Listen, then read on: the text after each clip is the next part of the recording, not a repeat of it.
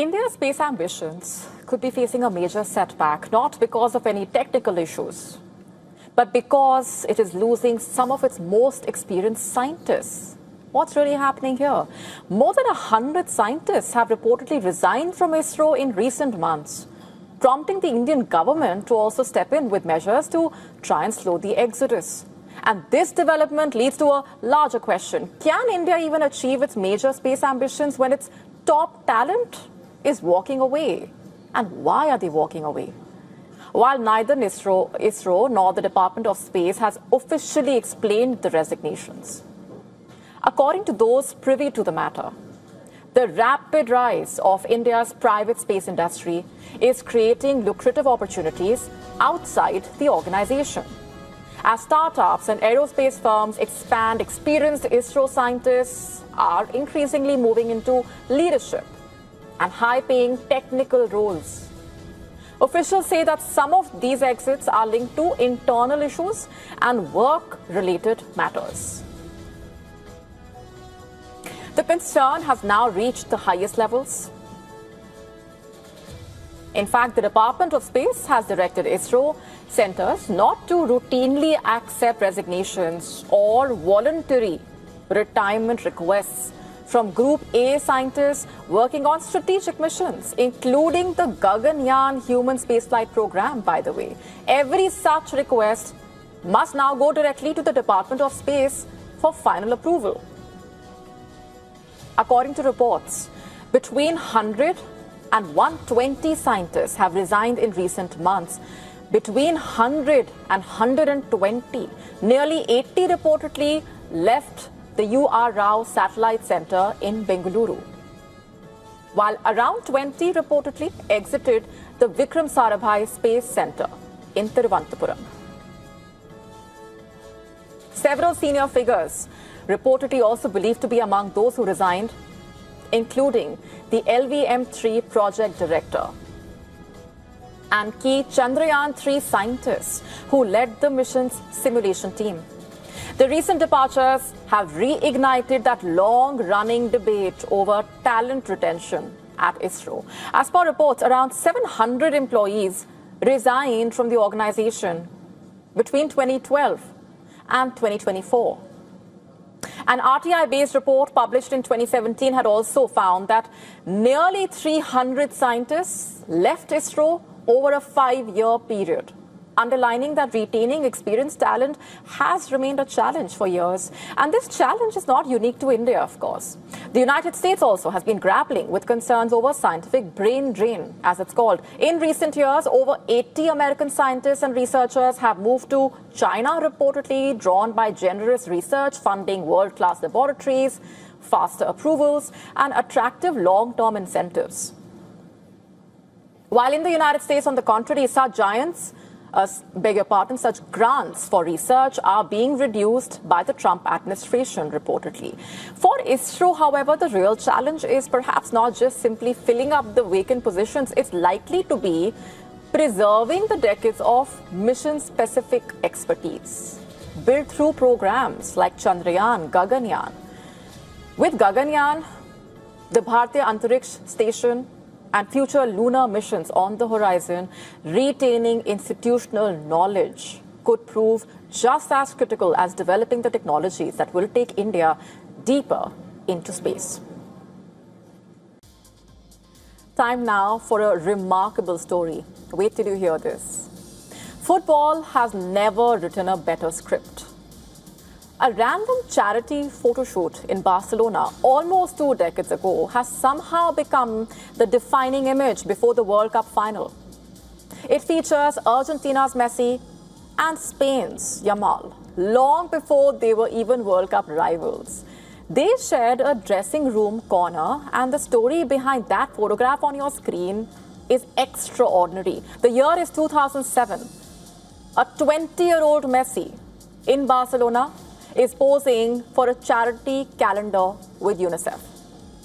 A Messi who is still years away from becoming the greatest of all time, a family wins a raffle and the reward is basically a photo with a Barcelona player. That Barcelona player is Messi.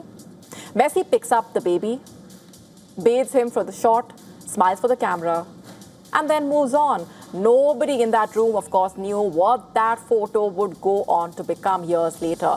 That baby that you see grows up just outside Barcelona, falls in love with the same club, wears the same shirt, and by 16, he is wearing the Argentina legend's old number. His name is Messi-Yamal. And years after that photograph was taken, he and Messi are sharing the greatest stage of them all, the World Cup final. And this Sunday, that boy you see will stand face to face with the legend himself on the greatest stage for the ultimate prize. The so-called circle is finally complete. Over 40 days have gone by since the protests started in Pakistan-occupied Kashmir and ahead of the protesters' long march to Muzaffarabad. The Pakistan Army Chief's forces killed 9 people in a fresh escalation, as per Reuters. Protesters now have issued a fresh ultimatum to Pakistan. Thousands of supporters of the civil society group Joint Awami Action Committee, JAAC, have been on a sit-in at the Eidgah ground since the 9th of June. And the protests, remember, were originally ignited by that ban on JAC, which basically put forth 38 demands, including the abolition of 12 seats in the so-called Legislative Assembly, which are dominated by Pakistanis. However, Asim Munir has opted for brute force, with security personnel opening fire and tear gas on innocent civilians. On Tuesday, for instance, protesters were killed in Tarakhal. As per reports, Pakistan deployed 4,000 security personnel to stop the protesters from entering Muzaffarabad. While internet remains suspended in the area, reports also suggesting that a media blackout has been imposed. Several paths have been sealed. Although the long march was temporarily put off after holding talks with the government, the JAC has given a fresh deadline. If Islamabad does not agree to its demands by July 21st, protesters will embark on a long march to Muzaffarabad on the 22nd of July. Meanwhile, one of the prominent leaders of JAC vociferously contested Pakistan's claim over Jammu and Kashmir. Addressing protesters, he asserted that POK is neither independent nor a disputed territory. He called it an occupied territory. The statement was met with a loud applause from thousands of people as they voiced their support. Take a look.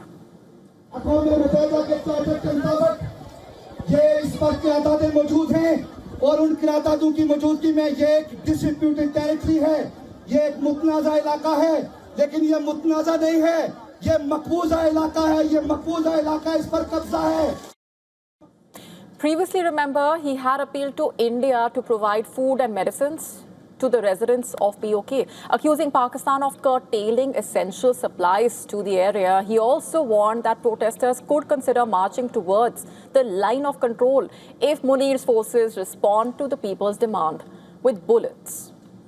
But what really is the root cause of the crisis? Speaking to WION, London-based Pakistani journalist Adil Farooq linked the ongoing protests to the unequal distribution of resources in the country. According to him, public resentment had grown as most funds are going to the military, he says, even as economic relief eludes the common man. Started as an economic protest, but it is not an economic protest anymore. The initial demand did focus on governance and public grievances. Protest leaders are now framing the movement into broader political terms because the social contract is not working. And all of this triggers some serious questions. Can Pakistan afford to alienate POK further, considering that internal turmoil is only rising in Balochistan, also Khyber Pakhtunkhwa, with its role as a so-called mediator also completely, in a way, affected, unraveling to a certain extent after the resumption of hostilities between the US and Iran? The crisis for Asim Munir is only intensifying.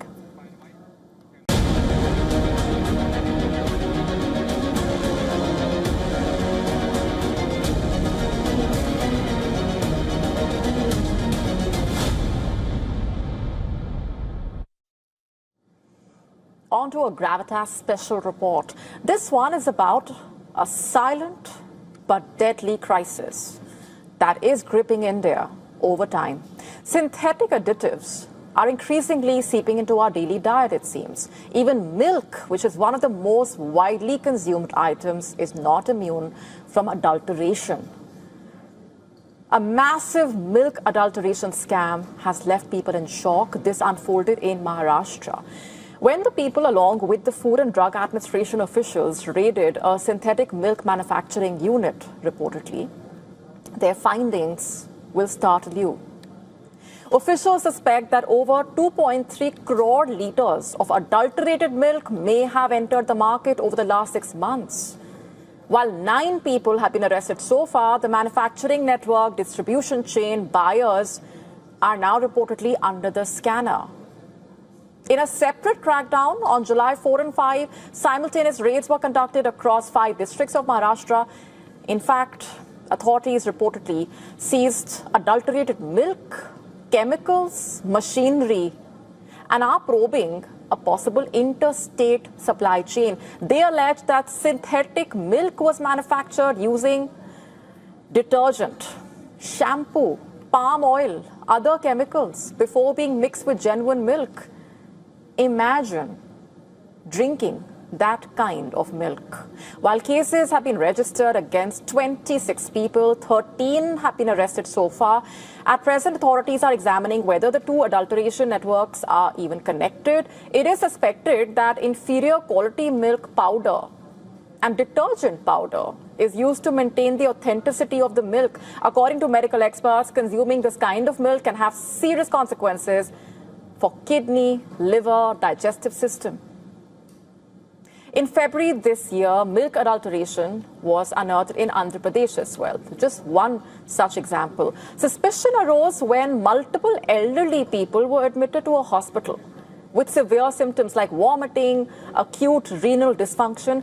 Clinical findings suggested toxic exposure, which was subsequently traced to consumption of milk from a local dairy. 16 lives were lost because of this. 16 people.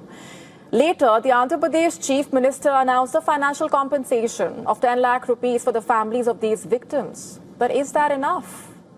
There are serious questions. What is the legal framework even to deal with this menace? India's Food Safety and Standards Act of 2006 provides for penalties like a 6-month jail term, fines up to 10 lakh rupees for unsafe food. The BNS also provides similar type of punishment. On the other hand, the Consumer Protection Act also allows citizens to seek compensation for harm caused because of adulterated food. In December last year, the Food Safety and Standards Authority of India directed all states and union territories to launch a special enforcement drive against adulteration and misbranding of milk and milk products, like paneer. And as part of this crackdown, food safety authorities at the state level are supposed to regularly inspect licensed as well as unlicensed dairy units and trace sources of adulteration. In case of violations, strict action including license cancellation, closure of illegal units can be taken. States were also directed to submit fortnightly enforcement reports on the action taken. That's all good, but what about the implementation? It remains uneven.